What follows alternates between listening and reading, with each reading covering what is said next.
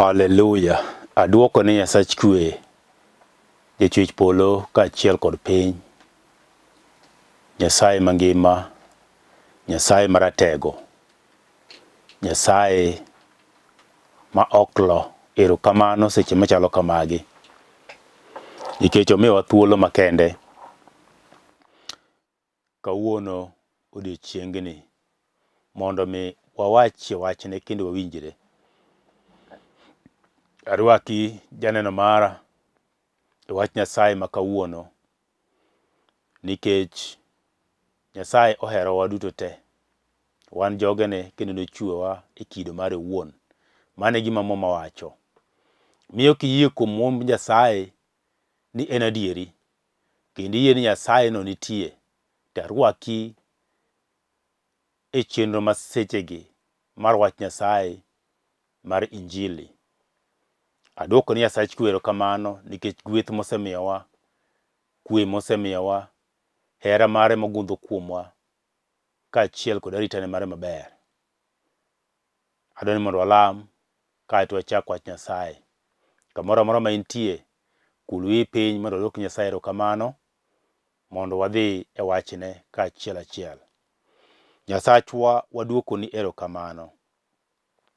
In jaduong' mar ndalo, in Nyasach nyiseche. Nyingi maler wamiyo duong', kendo wating'i malo, kwadhiali e lela seche machalo kamagi. Nyasaye mangima, Nyasaye majakedo. Ine jaduong' mar ndalo, Nyasaye majalweny. Onge moro kendo minyalo pim kodi. Aduoko ni erokamano seche machalo kamagi kuom wachni mwadhi poro. Mondo mi janeno mara kaachiel kod an Nyasaye, wachni no okele gimoro e kit ngimawa. Okelnwa lokruok, okelnwa pogruok. To wanamiyi duong' kendo wanating'i malo seche duto te. Nikech iber kendo in ngima manyaka chieng'. Waduoko ni erokamano e nyingine maler Yesu kendo lamo. Amen. Kamoro amora ma intie wachni amen. Matiende ni we obed kamano. An mawuoyo kodi kaini kuom yangruok mara iluonga ni Pastor Sam Boyi. Ayalo wach Nyasaye e dala mar Nairobi, kamoro ni Kangundo Road. Kanisa iluongo ni Cathedral of Praise Ministries International, Kangundo Road Worship Center. Kanyo ema wantie.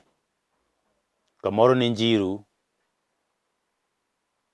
kanyo nitie kamoro ni Ola Petrol Station. E Njiru kanyo en mana achiel, to gi kanyo ema kanisa nitie. Iluongo ni Cathedral of Praise Kangundo Road Worship Center. Ana Wuda Sembo Kanyikela, modak Ndhiwa, Homa Bay County, Rangenya School. Kanyo kamae, kama nyuola, to be kama donge. Koro miyo mano enonro mara. Nyasaye nomiya ng'wono moyiera e kind mbesena kane pod an kijana, mayudo warruok mana yie kuome en adieri. Nyasaye ni kare nitie kendo otiyo. Miyo ajaneno kuom weche mag Nyasaye, ajaneno kuom wach Nyasaye, ajaneno kuom duong' mar Nyasaye kaachiel kod teko gi gima Nyasaye nyalo timo.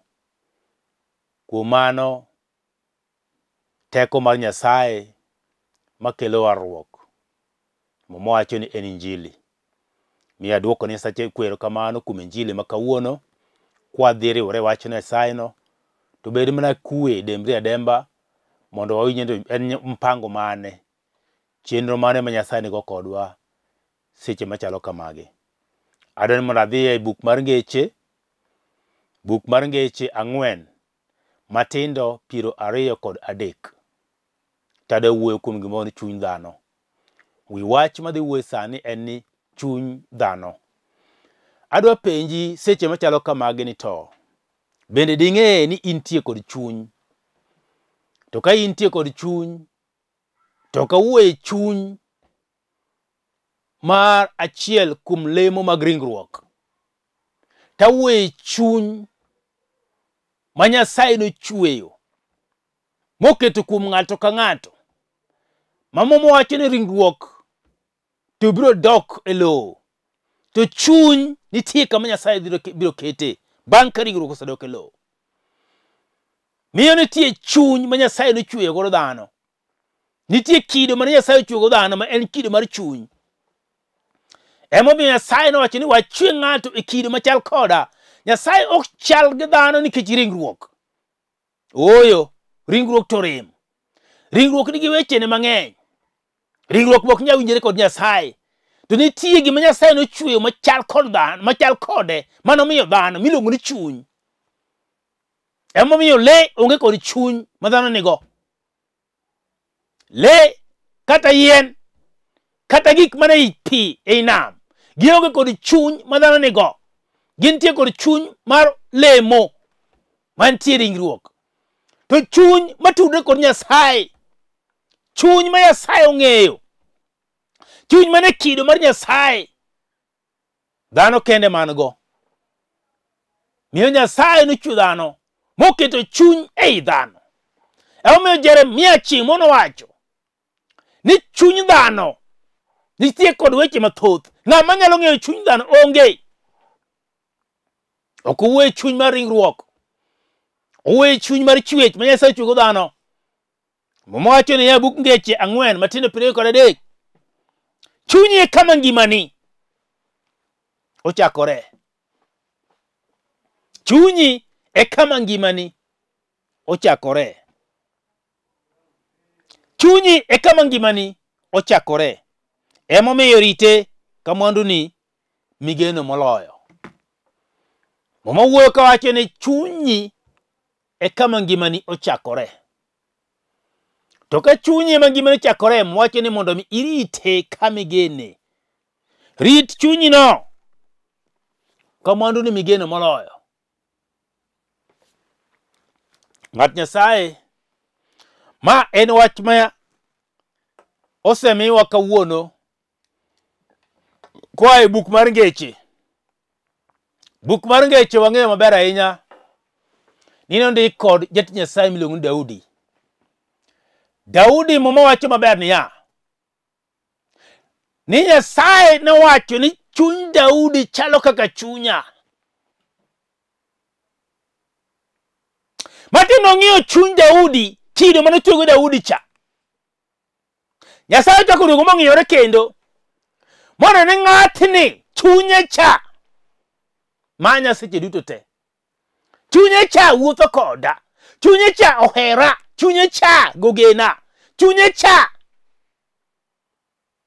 orito wechena. Miyo nong'iyo ji teme kor piny, to ne ng'ato achiel miluongo ni Daudi ema chunye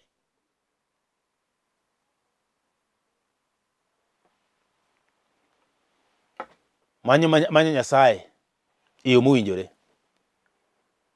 Miyo ng'ata ng'ata mantie piny kama ngima nitie kod chunye. To en chuny madwaro Nyasaye, to en chuny mamanyo Nyasaye, to en chuny manyalo geno kuom Nyasaye, to en chuny madwaro mondo chwore machiegni kod Nyasaye. Miyo mawacho niya, ni chunyi ok en chuny mineno ni. Ok en chuny mantie ka mane ringruok ni. Mowacho ni chunyi e kama ngimani ochakoree. Bende ing'eyo ni nitie kamoro ma ngimani nochakoree. Ma Daudi ne wuoyo kod wuode.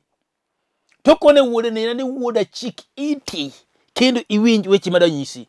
Chik iti mondo mi iwinj wach mawacho ni.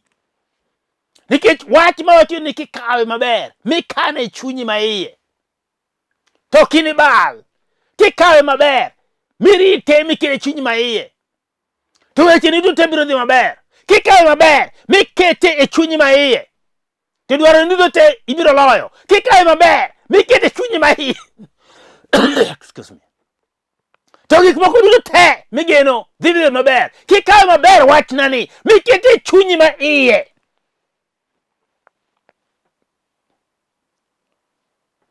To onge kata gimoro achiel e kit ngimani mano dhi marach. Nikech isekawo wachna miketo e chunyi ma iye. Mama wacho niya, ni chakruok mari en chunyi. Matiende kare kapok ng'ato timo gimoro, nyaka kuongo bed piny mosumpar. Ng'ato wacho gani, nabedo piny ma paro. Ma gimoro nyisa. O gimoro nyisi no. Miwacho ni gimoro no nyisa. Gino en ang'o? Ni gimoro awuoyo koda. Paro moro abiro na. Ni mondo atim kama, tim kama, tim kama. Gima biro ni no en ang'o? En chunyi ma iye. Wuoyo kodi. Chunyi ma iye nyalo wuoyo kodi. Chunyi ma iye nyalo ng'ado ni bura. Chunyi ma iye nyalo ng'ado ni rieko. Chunyi ma iye nyalo goli e mtego mar tho. Chunyi ma iye nyalo nyisi gima ber monego itim. Chunyi ma iye nyalo nyisi adieri. To chunyi ma iye no bende nyalo wuondi. Miyo mwacho niya,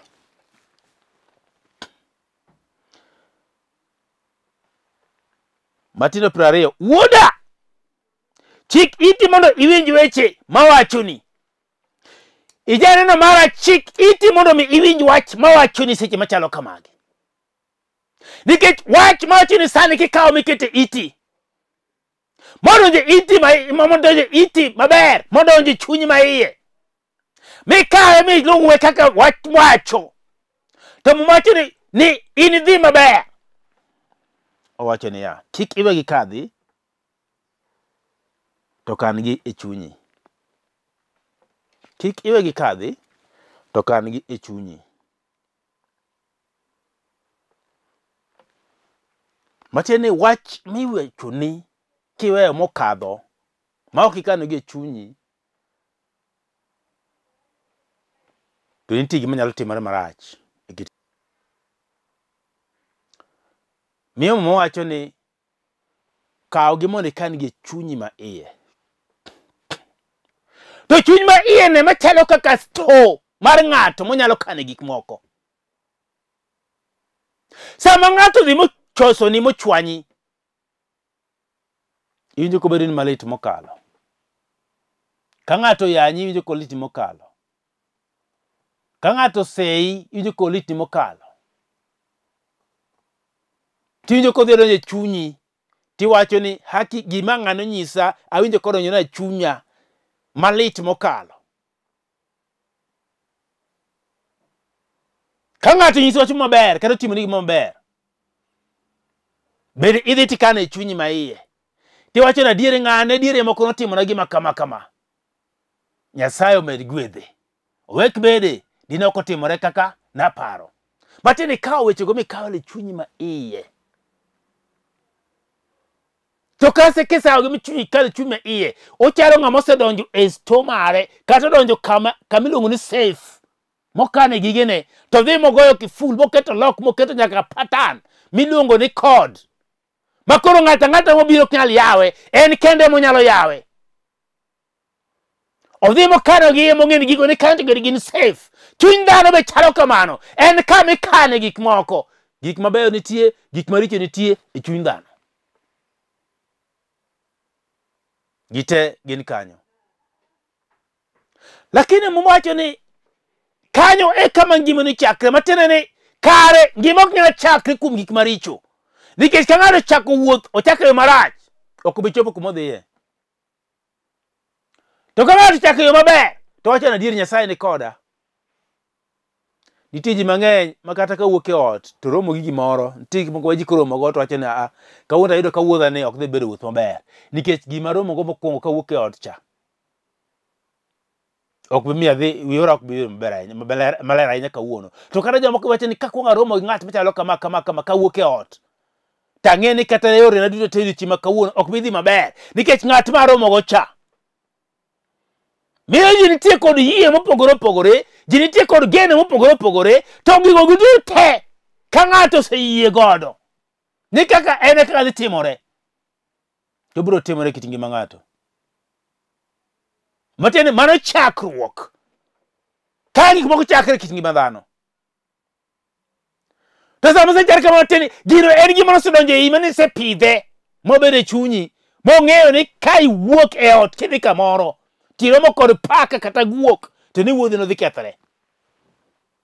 Mano geno migeno mikete chunyi maiye. To momiyo Nyasaye to wacho gima opogore. Mano to mar dhano. To wacho niya, ni chunyi no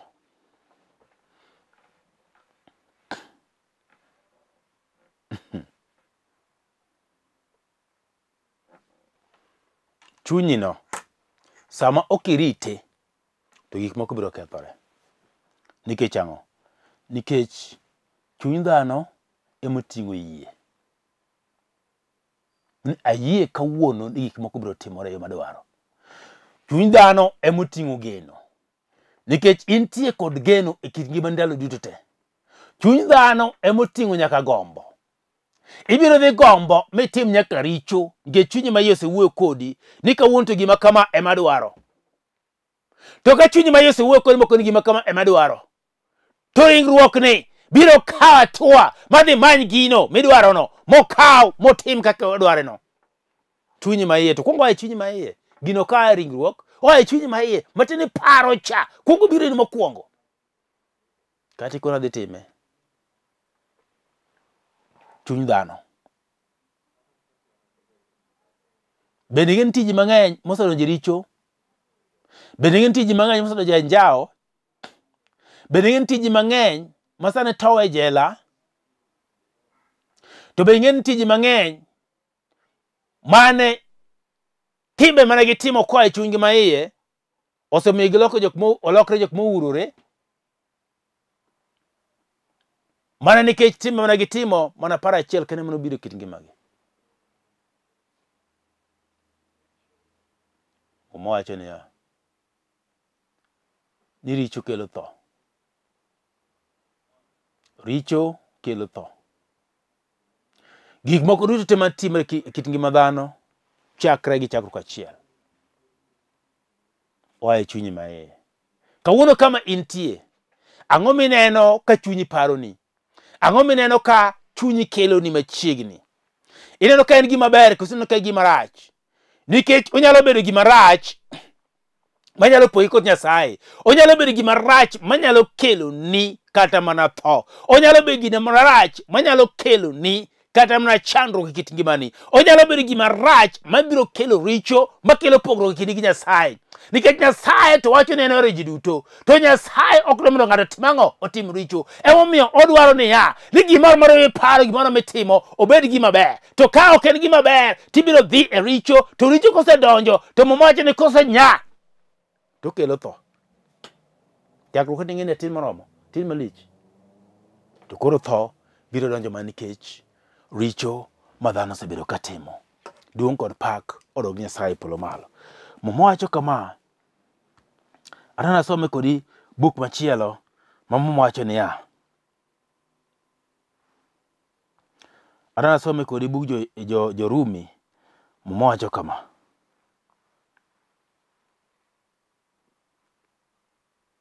Mowacho buk jo Rumi matin auchiel matindo 23 niya. Wachake gi 21 wacho niya. To ero ohala mane uyudo kuom timo gik makoro miyo wich kuotgi. Giko mar gigo en mana tho. 22. To koro osegonyu e twech richo mi udoko wasumb Nyasaye. Omiyo ohala muyudo en ngima maler. Kendo gikono en ngima manyaka chieng'. 23. Misach richo en tho. To mich Nyasaye en ngima mochwere kuom Yesu Kristo Ruodhwa. Nitiere gik ma ng'ato nyalo timo manyalo miyo ng'ato wich kuot. Ing'eni nitie samoro ma ng'ato nyalo dhi matim gimoro. Kaka ranyisi anyalo wacho ni ng'ato nyalo dhi mamadh kong'o.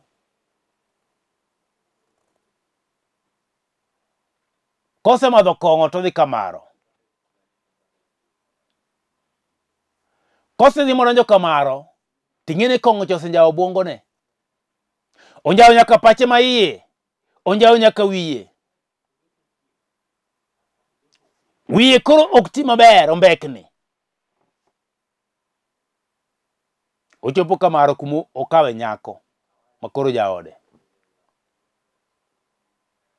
Kae to gonyo long to chako layo e liare. Kamaro.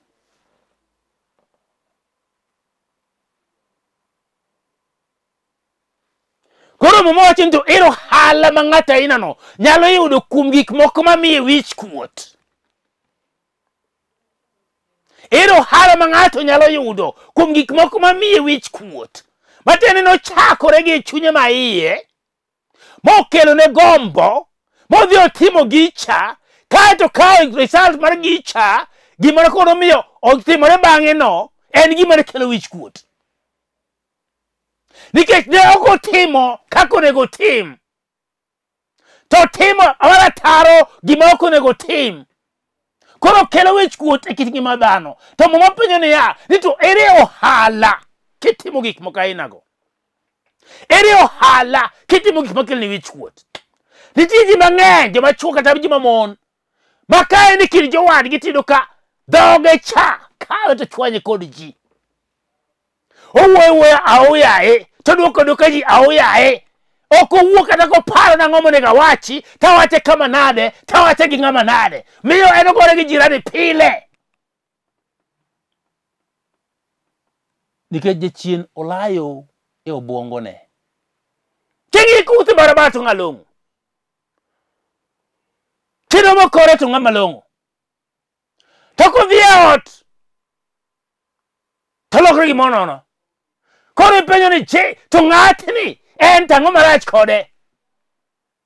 Matiende kae wiye ototni nikech ang'owa, nikech paro maricho nosedonjo e kit ngimane. Mokawe monyiere moloko obwongone. Koro gimoro monyalo timo malong'o onge. Ng'at monyalo winjore go malong'o be onge. Ji ainago be onge gosiepe. Ji ainago be ng'ani nyalo konyogi. Ma kata mana werene nodhi mobalogo. Olokre chung' kende.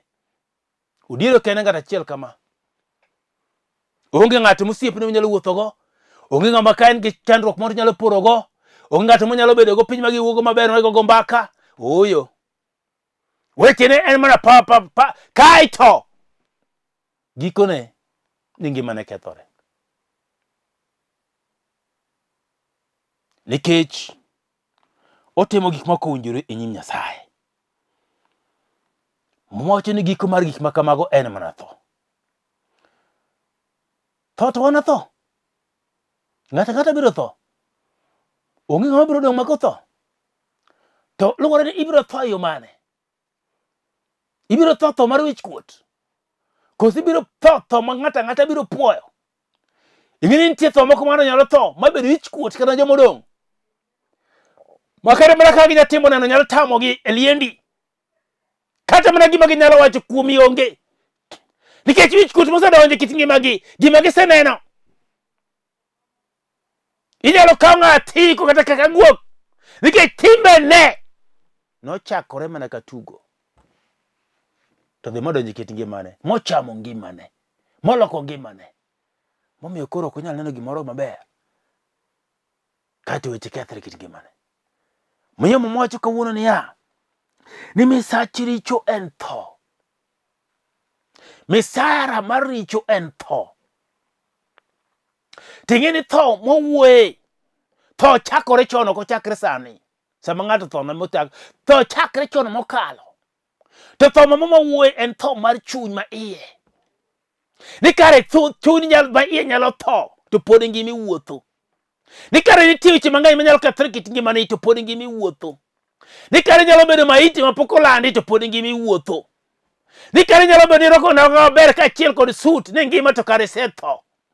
To kare kama kare polo malo kuchini ni kai ni sanduk idwa hiki. To ini wuon tine ni pode ngima kendo ni sawa. Nike chunyi ma iyo se tho kendo se weche mag Nyasaye. Chunyi ma iyo se tho kendo onge geno mag Nyasaye ma en go. Chunyi ma iyo se tho gima ber minyalo neno kipiny gima ni kipiny ka onge. Chunyi se tho moselal.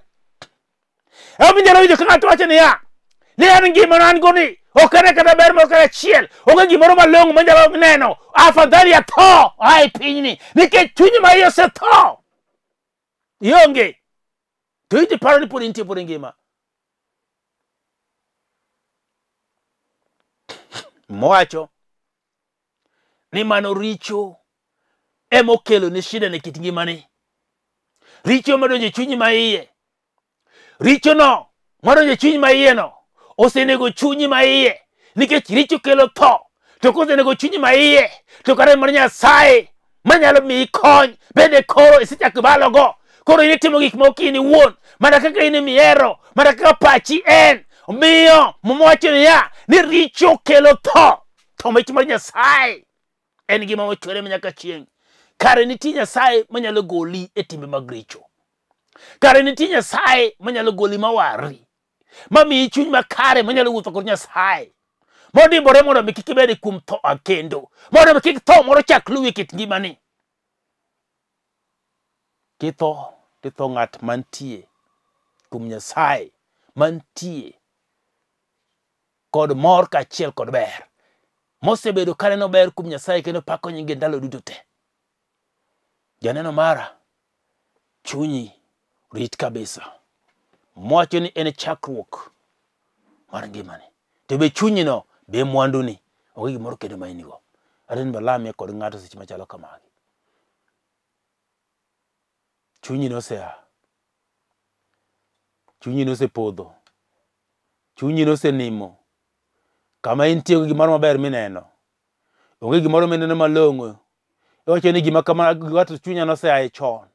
Gigwato chunya no se balogo. Mosebedo go mabor. Adoni mondo iduog gi Nyasaye. Mondo mi chunyi duog machiegni gi Nyasaye. Sama chunyi ni kuom Nyasaye to kata kwe biro bedogo. Sama chunyi nitie kuom Nyasaye weche ni biro dhi maber. Sama chunyi nitie kuom Nyasaye gimoro amedwaro biro yudo maber. Sama chunyi nitie kuom Nyasaye gik moko duto te migeno ibiro yudo. Nikech Nyasaye no nitie kodi. Kulwe piny walam. Nyasaye kwe duoko ni erokamano. Iber mosiko manyaka chieng'. Alamo ne janeno mara seche machalo kamagi. Nyasaye kwe mondo mi ipare kendo itimne maber. Nyaka maricho mosebedo kit ngimane. Mosebedo ka sande Nyasaye seche duto te. Momiyo samoro ogombo mane mondo mi otho oae pinyni. Adwa kwedo jochiende maricho makedo kod chuny mar dhano. Gin bende gin lang chunje. Aketho gi sana nying Yesu. Kendo amuko gi nyaka oinga margi, nyaka teko gi duto te. Atieko nying Yesu Kristo. Duong' kod pak odong' ne polo malo. Wach ni amen. Kapok owari adwaro mondo imany Yesu. Wuoyi dwarruok mondo iwuoth kod Yesu. Mondo weche mang'eny oloni. En jaloyo kende. Wach ni Ruoth Yesu. Abiro iri war dhod chunya. Kech aja richo. Ng'wonna richo na duto te. Ndik nyinga e kitabu mar ngima. To gol nyinga e kitabu mar tho. Mondo mi awuoth kodi kendo aluwi. O roho mari maler mondo mi otelna. Aduoko ni erokamano. E nying Yesu majawar. Amen. Kilamo lamono. Many kanisa maber motegno tidhiye. Tibiro yudo wach Nyasaye, tibiro chung' motegno. Nyasaye biro bedo kodi, biro teloni. Kati nyalo biro kanisa wa Kangundo Road, Njiru. To Nyasaye biro teloni. Namba nitie kanyo. Iluongo ni 0722944623 kata 0731495873. Inyalo go namba go. Onye mi direction kuma kanisa nitie ibi mondo olam Nyasaye. Duong' kod pak kod Nyasaye polo malo. Erokamano. Shalom. Amen. Achiwo